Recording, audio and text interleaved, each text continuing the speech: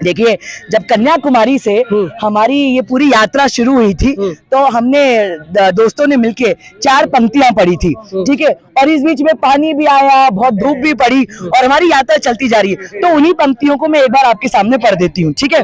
हमारे कारवां का मंजिलों को इंतजार है, हमारे कारवां का मंजिलों को इंतजार है।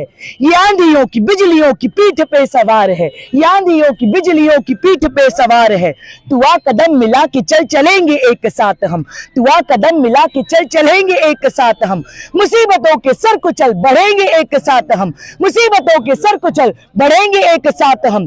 कभी तो होगी इस चमन पर भी दीदार की नजर है, अगर स्वर्ग कहीं तो उतार ला जमीन पर। तो इतने हौसले के साथ कि पानी आए, तूफान आए, गर्मी लगे, हम सब चलते रहेंगे। मैम क्या कहेंगे जिस तरीके से जो भारतीय जनता पार्टी है लगातार इस भारत जोड़ो यात्रा को बदनाम करने की कोशिश कर रही है? बौखला गई है बीजेपी। देखिए, हमने सीए प्रोटेस्ट के टाइम पे भी देखा, हमने किसान आंदोलन के समय पे भी देखा। बीजेपी का एक तरीका है, वो क्या करते हैं कि उनको जब लगता है कि कोई मूवमेंट बड़ा हो रहा है तो वो उस पर चुप्पी साध लेते हैं, कुछ बोलते ही नहीं है, कि उनको लगता है कि धीरे धीरे अपने आप खत्म हो जाएगा। अभी लेकिन भारत जोड़ो अभी केवल 3 राज्यों से निकली है और इस तरीके से जिस तरीके से वो बौखला रहे हैं उससे ये साफ जाहिर होता है कि अब उनको लग रहा है कि ये चुप बैठ के निकल जाने वाला मूवमेंट नहीं है। ये जैसे जैसे कश्मीर की तरफ बढ़ेगा, ये इतना बड़ा आंदोलन है, इतना बड़ा जन सैलाब है कि उनको कहीं ना कहीं डर लगने लग गया। मुझे लगता है मोदी जी को रात में नींद नहीं आ रही होगी, इसलिए अब आप देखते हैं प्रेस में काफी सारा इस पर रिपोर्ट भी आ रहा है कि बीजेपी जगह जगह मीटिंग करके अब तय कर रही है कि किस प्रकार से भारत जोड़ो यात्रा को बदनाम करना है, उस पर कीचड़ उछालना है। तो कहीं ना कहीं साफ तौर पर उनकी बौखलाहट को जो है वो सामने लाता है। तो चुनाव आयोग ने भी नोटिस दे दिया कहीं ना कहीं, जो भारत जोड़ो यात्रा के द्वारा जो है चुनाव जो है उसको बुलाने की कोशिश की जा रही है। देखिए, चुनाव आयोग क्या अपनी संवैधानिक ड्यूटी, कॉन्स्टिट्यूशनल ड्यूटी निभा रहा है, ये सड़कों पे जाकर आम लोगों में से किसी से भी पूछिए कि क्या उनको लगता है कि चुनाव आयोग का जो काम है। देखिए, संविधान चुनाव आयोग को ये कहता है कि इलेक्शन की पूरी ड्यूटी चुनाव आयोग के पास है, लेकिन क्या इस देश में फ्री एंड फेयर चुनाव हो रहे हैं? चाहे वो ईवीएम का मुद्दा हो जो कांग्रेस ने इतनी तरीके से उठाया, इतनी सारी रिपोर्ट है ईवीएम मशीन के गायब होने पर, क्या उनको उठाया गया? किस प्रकार से बीजेपी के लोगों के बयानबाजी होती है और उसके बाद भी चुनाव आयोग उन पर कोई एक्शन नहीं लेता। साफ तौर पर जो है वो हिंदू मुस्लिम को लड़ाने की कोशिश की जाती है, जिसे हम लॉ में कहते हैं हेट स्पीच, भड़काऊ भाषण, उसके बाद भी चुनाव आयोग कुछ नहीं करता। और यहाँ चुनाव आयोग इस प्रकार से एक फ्रिवलस नोटिस देता है कि भाई आप बच्चों को लेकर कर रहे हो, उस पर आके रिप्लाई करो। मतलब मेरे ख्याल से तो इस पर जवाब देना भी नहीं बनता।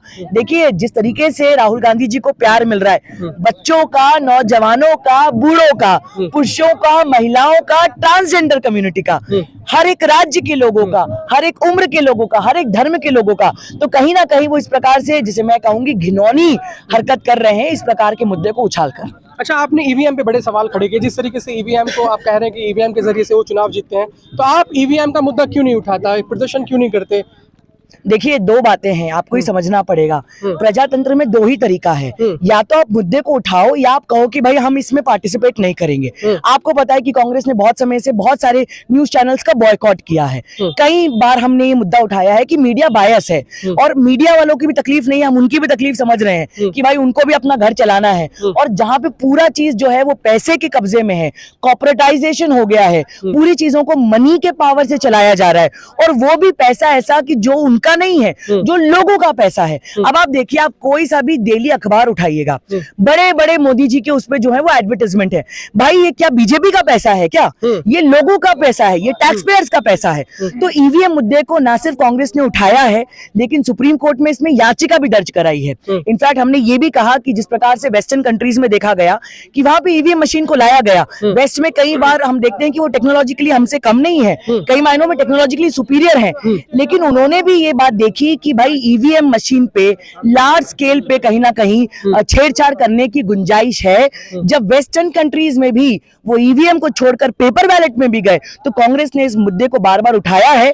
लेकिन हमारा ये कहना है कि उसके बाद भी इलेक्शन जीतना हारना दूसरी बात है, हम जनता के मुद्दों पर काम करेंगे और भारत जोड़ो यात्रा का यही संदेश कि लोगों को जोड़ेंगे। और जिस प्रकार से हमारे देश की जो जिसे कहा जाए प्रजातांत्रिक फाउंडेशन है, उसके साथ जिस प्रकार से छेड़छाड़ करने की कोशिश की जा रही है, उसको बचाने के लिए भारत जोड़ो यात्रा। आपने कहा कि मीडिया कुछ मीडिया ऐसी भी है जो गलत खबरें दिखा रही है, सत्ता के इशारों पे काम कर रही है, तो जो मीडिया गलत दिखा रही है उनके खिलाफ आप लीगल एक्शन क्यों नहीं लेते? देखिए, मीडिया को किस प्रकार से पैसा मिल रहा है, कौन पीछे कठपुतलियों की तरह मीडिया को चला रहा है, ये लोगों के सामने है। कौन से 2-3 बड़े जिसे कहा जाए कॉर्पोरेट हाउसेज हैं जो पूरे मीडिया को कब्जे में करके रखे हैं, ये सबके सामने है। बहुत सारे ऐसे भी पत्रकार हैं, हमने देखा मध्य प्रदेश की खबर थी, कई और जगह से खबरें आई, पत्रकारों को नंगा खड़ा किया जा रहा है पुलिस स्टेशन में। तो पत्रकार भाइयों बहनों के साथ हमारी सहानुभूति है, लेकिन हमें ही समझना पड़ेगा कि जनता धीरे धीरे देख रही है। जब न्यूज के नाम पर आप बोलने नहीं देते हो, आप अपना नैरेटिव रखते हो, जब किसी न्यूट्रल स्टोरी पर आप जो पंचलाइन लगाते हो, जो टैग लाइन लगाते हो, वो डिबेट नहीं दर्शाता, वो एक तरफ का मत दर्शाता है। तो जनता जो है वो ये सब चीजें देख रही है और बहुत दिनों तक कौन सी मीडिया है जो इस तरह का? देखिए, किसी एक का नाम लेना जो है वो सही नहीं होगा, और हमारा तो ये कहना है कि जनता की ताकत इतनी स्ट्रांग है कि 1, 2, 3, 4 मीडिया वाले पैसे बना भी ले हैं। जैसे कहा जाता है ये पब्लिक है, ये सब जानती है, तो पब्लिक जानेगी और आने वाले चुनावों में आपको उसका असर जो है वो पत्रकार यहाँ भी है जिन्होंने लगातार खबरें दिखाई, गलत खबरें दिखाई। उन्होंने कहा कि राहुल गांधी खुद हमसे बच रहे हैं, हमारे सवालों से बच रहे हैं। देखिए, पत्रकारों का ये ड्यूटी होना चाहिए कि लोगों के मुद्दे क्या हैं। अभी हम 2 दिन बाद बेलरी जाने वाले हैं, बेलरी में पोल्यूशन का क्या मुद्दा है।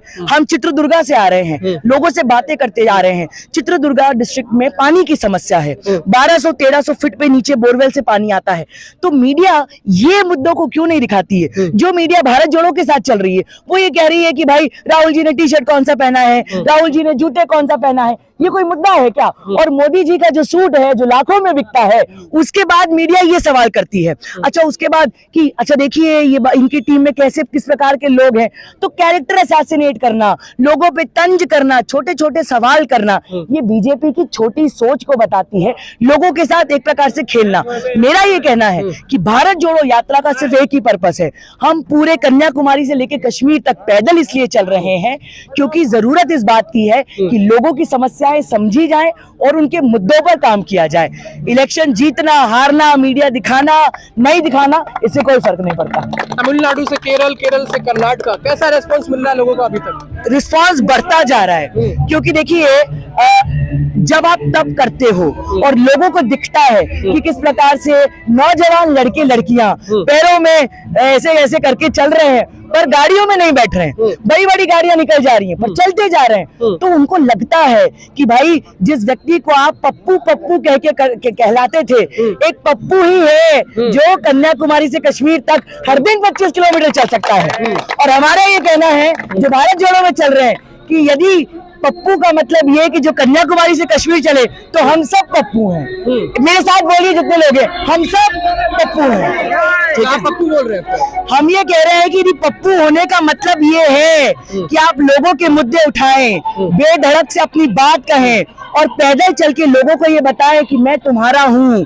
मैं टीवी में बैठ के बड़े बड़े भाषण नहीं देता, मैं टेलीप्रॉम्प्टर पढ़ के भाषण नहीं पढ़ता, मैं लोगों से अपने मन की बात नहीं करता, आपके मन की बात पूछता हूँ। तो ये करोड़ों करोड़ों पैसा जो बीजेपी सालों से खर्च करती आ रही है कि किसी प्रकार से राहुल गांधी जी की छवि को खराब कर दिया जाए, ये भारत जोड़ो यात्रा में लोग समझ गए हैं कि वो पूरा जो प्रोपेगेंडा है वो फेल है और राहुल गांधी जी की क्या छवि है वो अब सीधे सीधे लोगों के सामने आ रही है। आखिर में क्या संदेश देंगे जनता को जो आपको देख रही है भारत जोड़ो यात्रा की?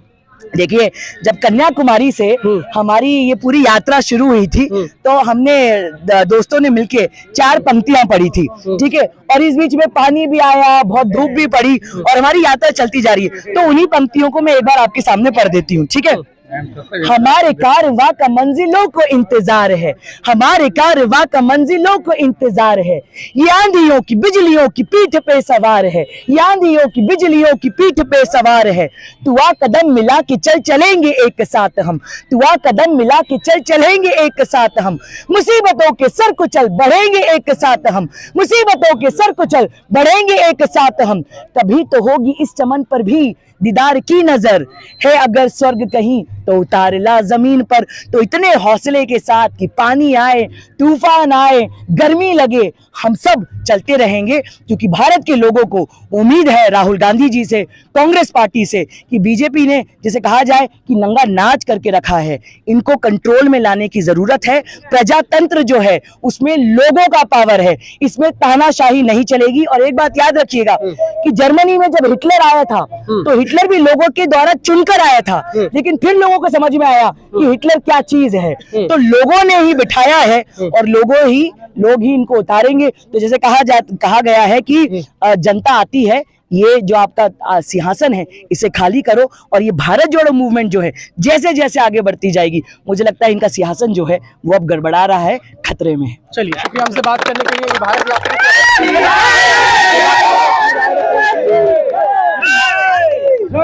आप देख सकते हैं, इनका कहना है कि जिस तरीके से देश को लूटने का काम कर रही है, जो बारिश आए, तूफान आए, भारत जोड़ो यात्रा जो है ऐसी आगे बढ़ती रहेगी। बाकी और खबरों के लिए हमारे साथ जुड़े रहिए, देखते रहिए हमारे चैनल। धन्यवाद।